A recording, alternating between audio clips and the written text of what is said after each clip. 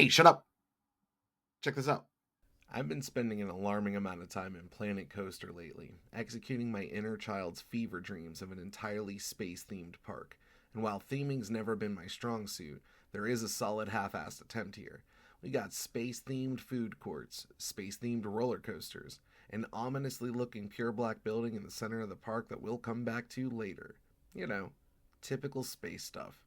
Taking a look at the bird's eye view of our former blank canvas that now more closely resembles a preschooler's crayon drawing, you can see that there's a lot going on here.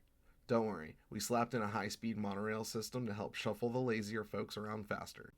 I do want to shine a light on the food court design that can be found literally all over the park, as it suits all our park goers' needs for food, beverage, and frivolous spending habits, while maintaining a level of theming that helps them forget all the horrors they'll endure on the roller coasters waiting outside. Oh look, those dudes are shooting at each other. In addition to the custom food courts, I've taken the liberty of upgrading several of the other vanilla blueprints inside PlanCo 1, and fun fact, almost all involve abduction of some sort. And what's a good abduction without a little probing? So certain flat rides have been appropriately renamed. Alright, getting to what we all came for, we have a very underwhelming roller coaster to start us off, the Cosmic Cannon. Not a terribly impressive coaster, both in stats and aesthetics, but it is the first ride that I built in the park, and well, therefore it's special to me.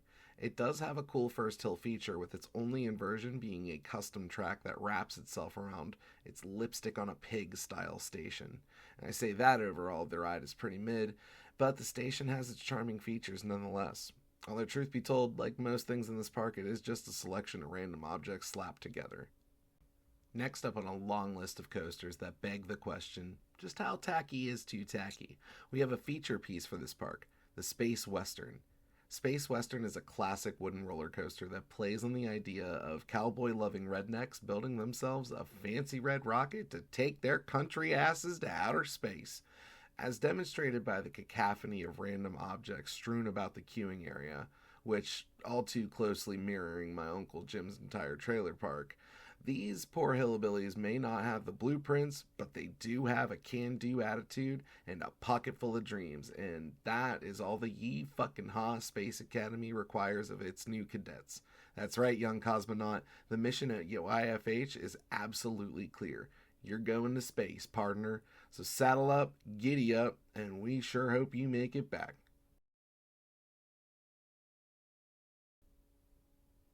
That's right, girl, go on now, get!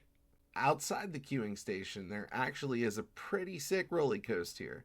A nice and smooth near vertical drop that brings riders into a massive double uphill before shooting them back downward into twists and turns that rival any 8-second ride.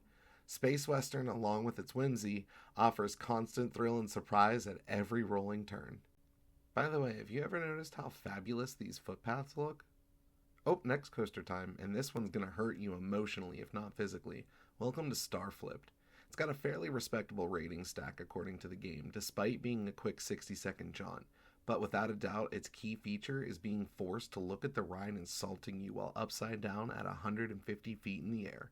Aside from that, it does have some cool elements like the pretzel loop that travels underground beneath the certainly exhausted feet of park guests. But let's be honest, it's going to be the gimmick for a lot of the arguably masochistic fanbase. And if your flavor of masochism is more along the lines of underwhelming roller coasters, then Super Yova may tickle that special place for you. It really doesn't offer a lot to write home about, which is par for the course for a dive coaster if you ask me, but in its defense, it has some very entrancing elements to look at. For example, this simple yet elegant cobra roll leading right into this banked and rolling hill is an artsy-fartsy perspective if you ask me. Put it on a poster and I'd probably pay at least $1 for it. Maybe $2. And tucked away behind the back hills of Space Western, we have this goofy little spinny guy called Hidden Spinnin'. This wily rascal does all types of neat things that it probably shouldn't do with people inside of it, yet they are lining up to check it out anyway. Come for the 180-degree turn completely perpendicular to that ground that you're way too many feet away from, and stay for a bullying chain hill that rips your car like a Beyblade before the descent into wall rides, helixes, and other vomit-inducing good fun. While the certainty of a future for a good old fashioned Strata launch coaster may be uncertain, the Star Slapper at Space Place has no plans on stopping.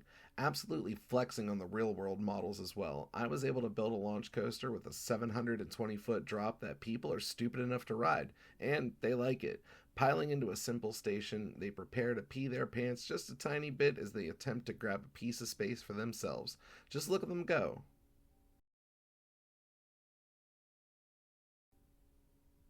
Bring me back a Moonrock.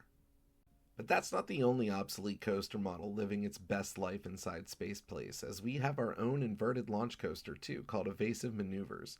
This ride is named as such because it's built way too close to everything, but I'll be damned if my silhouette doesn't have those iconic twisting towers in it.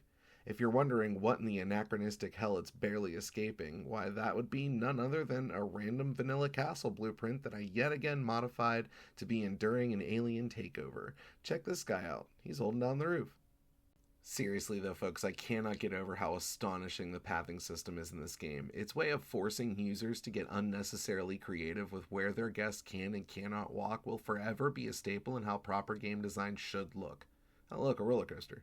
This utterly flamboyant display of color exploration is our resident stand-up coaster model, Glamactic. Decent enough stats overall, and admittedly slower paced than some of the other B&M beauties in the neighborhood, but guests can't seem to get enough of this tight and firm layout.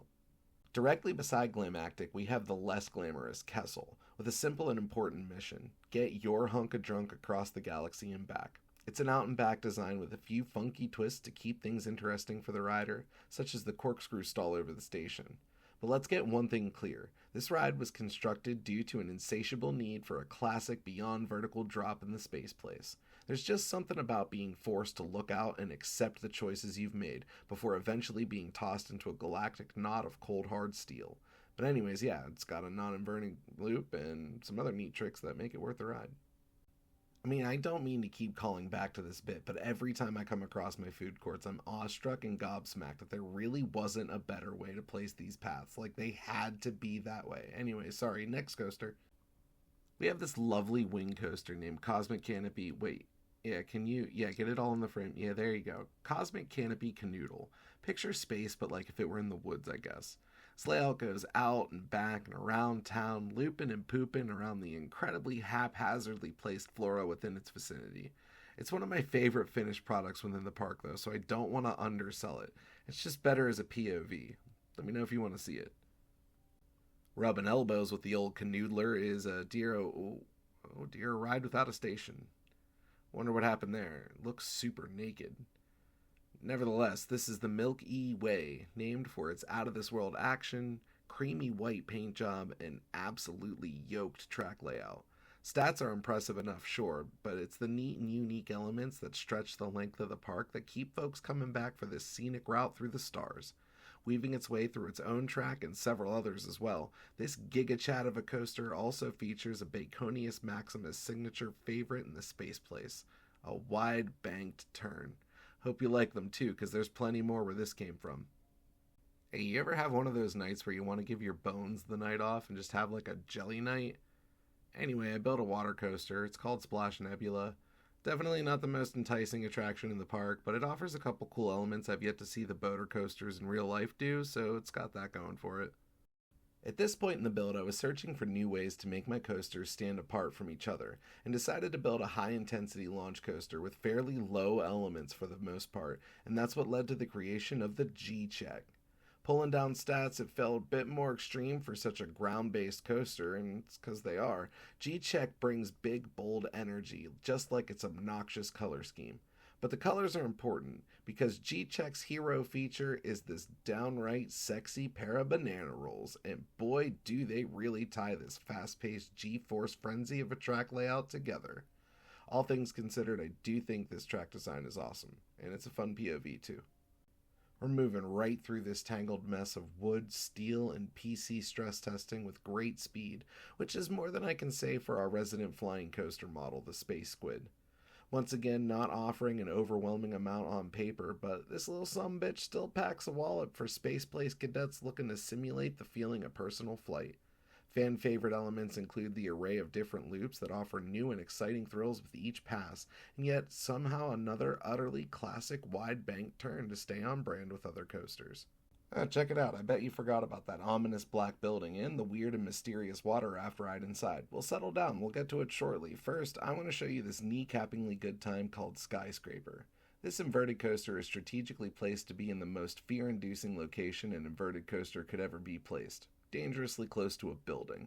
It's got some fun stats to go along with it, mainly 8 different inversions that, if executed correctly, will reunite you with your lunch and maybe even your breakfast. No, but seriously, if the loops and rolls don't get you, some of these amputatingly close calls against the building really are something worth biting some nails over. The design weaves in and out of itself, taking every opportunity to try and relieve you of needing shoes ever again, and it features that's right, you guessed it, a wide banked turn. It is a pretty sick layout overall in my own opinion, and again, another POV worth doing. Let me know if you want to see some of those POVs and I'll whip them up. Oh, jump scare. Check this out. I put a little more attention to detail in the theming of this next piece, as you can probably see. This celestial cyclone of a hoot and holler is called the Smashtroid Field. Respectable stats, supreme theming, and a cute as a button track layout make this another hero piece for the park. Riders dodge, duck, dip, dive, and dodge their way through recklessly placed asteroids and other astro obstacles, including but not limited to a space tornado. We're not going to spend a lot of time on this one because it's a quick and dirty early entry to the space place for a roller coaster and it really doesn't have much going for it, but the station and queue get a quick honorable mention for interacting with each other in a cozy and intimate way. Alright, we're a little over halfway there, and we only have a small handful of roller coasters to get through before calling it a day in the fantastical and even magical Space Place theme park. I guess it's also a good time to mention that there are a lot of shopping areas, flat rides, and other heavily themed areas of the park that I sort of glossed over to get to the nitty-gritty. If you happen to want to dive in face first for yourself, I have a link to the whole dang operation in the description. Next on the list is, whoa, not that, but instead, let's finally take a moment to talk about the black building. What's it doing? What's inside? Simply put, if Mama I Tried was a theme park attraction, this would be it. I spent more hours on the building and theming of this ride than all other aspects of Space Place put together, and in application, none of it really shines through. You're just going to have to pretend a little along with me when I say that this space but wet experience rivals Pirates of the Caribbean or perhaps Dudley Do-Right's Ripsaw Falls. It is segmented off for different scenes to be enacted throughout the ride. It even has an epic final scene which I'm not even sure the riders get to see. But hell, we'll probably get them next time because that's how we learn, by sinking countless hours in first. It does have this cool pipe that pukes dirty water out into a pond in the back, and that's my personal favorite feature. Stats are about as exciting as the experience too. Okay, now we can talk about this absolute eye candy of a dueling coaster setup. It's a lot easier to design racing, dueling, or even Mobius coasters in Roller Coaster Tycoon, and I often thought back fondly on those games while simultaneously ripping my hair out of my head to make this thing line up correctly. Because I'm a dork, and in case my previous ride titles didn't properly showcase how bad I am at naming, these dueling delights are named From Mars and Too Serious.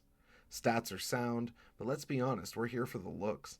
The smooth and buttery garlic knot of a pair of coasters can be watched over and over again as the trains perform death-defying twists and turns, narrowly avoiding each other in what would most certainly be a graphic and stinky death. Guests can also get up and close and personal to the action after riding via the exit path. Boy, oh boy, what a wild ride it's been today. And yes, I mean that with full-on rock-hard pun intended. We've covered every major hit the old Space Place has to offer in all of its vanilla PlanCo 1 glory, but there is one last ride I've been saving for the end. For those brave enough to journey to the furthest corner of the park, we offer the mighty Final Frontier. With a near 6-minute runtime, 4 lift hills, 18 inversions, and 9 moments of airtime, this RMC hybrid will test the limits of any coaster enthusiast on the planet. Planet Coaster, that is. Right out of the gate, this big old nasty boy starts getting your guts used to wiggling around your torso, and before long you'll be traveling out, back, in, out, around, up, down, boot, scoot. Look, you get it. This thing is absolutely nutty professor. It has about every element you can think of within its serpentine-esque structure. Themed everywhere it makes sense, including the iconic wide bank turn, Final Frontier offers just as much in the gratuitous space place alien immersion as it does in its loops and swoops. And it should, considering that dead serious 6-minute ride time. Just when you think you've seen it all, Final Frontier's got a roll in a hill to show you just how wrong you are, and how bad you should feel for being so wrong. I mean, look at this. There's a whole lot of action over here, and we haven't even seen it yet. Where even are we? I have no idea how many hours I've sunk into this park, only that I worked on it semi-religiously since late September. I love this game, and while this park is absolutely peppered with flaws, I think it's kind of cool for someone who only plays casually. I set up the park in scenario editor and basically set it to big easy mode so I could really only focus on the fun stuff. I've got like a day job, so managing imaginary staff and guests on top of trying to build everything seemed a touch too tedious for my liking. So in Space Place, there's no crime, no litter, no nonsense. Pure utopia vibes in the cockamamie cosmos. Should also mention I did cap the amount of guests to 5,000 to keep the frames running smooth. PC stats are here as well for any tech nerds wondering, because I also like me some technology.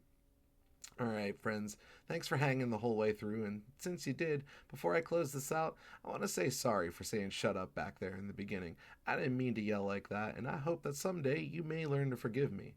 If you like what you saw here and you want to stick around for more Planet Coaster and other video game off goofing, hit all the relevant buttons at the bottom, and I'll see you next time.